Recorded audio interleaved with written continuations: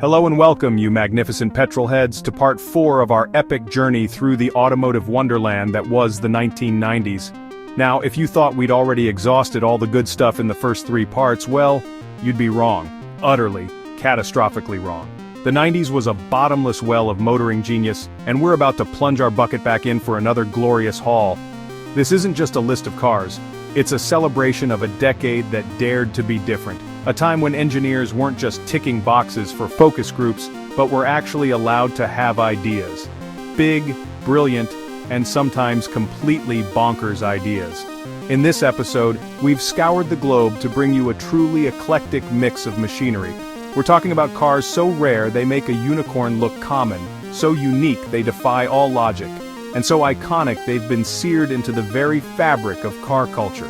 These are the unsung heroes, the forgotten legends, and the glorious oddballs that made the 90s the best decade for cars, ever. And yes, that is a fact.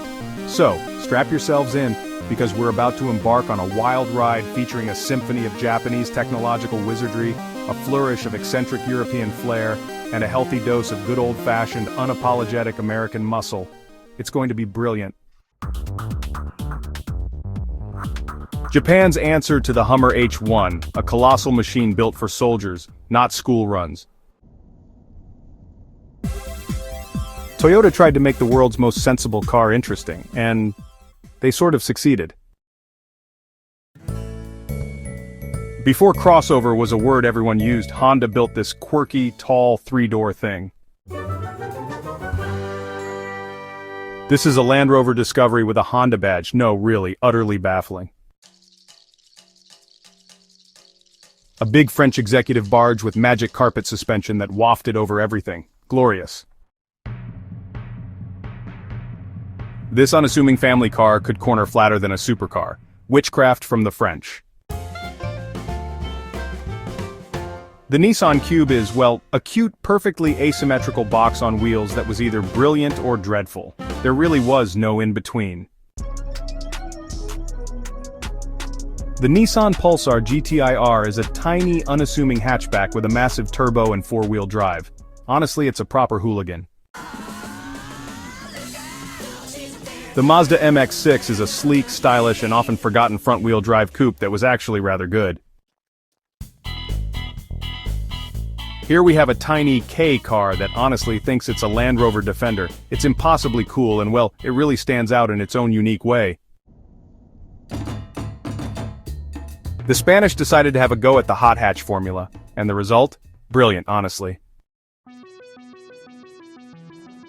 This is the car that put Seat on the map. A solid, stylish super mini for the masses, and yeah, it really made a difference. Chapter 13, the Chevy Grand Blazer.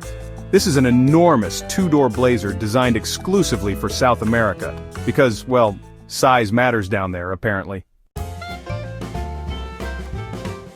Chapter 14, the Chevy Blazer. It's the ubiquitous American SUV that was sold everywhere, from Michigan to the Middle East. Chapter 15, the GMC Jimmy ZR2. This was the standard Jimmy, but after it had been to the gym, properly tough. So GMC took a Jimmy and, well, just slathered it in leather and wood. Posh off-roading then. The Americans sent the Suburban to Australia where they put the steering wheel on the correct side. Australia's answer to the muscle car, a big saloon with a massive V8, yes. So this is an Isuzu Trooper with a Subaru badge. It's just another case of Japanese badge engineering, really. Here's a bizarre jet fighter-inspired coupe with those weird windows and a flat 6 engine. Honestly, pretty ambitious. A Vauxhall Saloon handed over to Lotus, who then gave it supercar performance. An absolute legend, no doubt about it.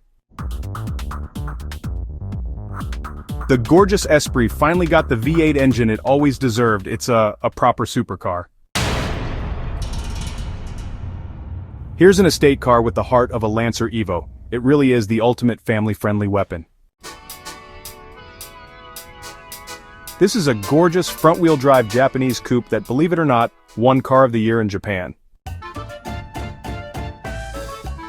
The Shelby Series 1 is the only car Carroll Shelby ever designed from a completely blank sheet of paper.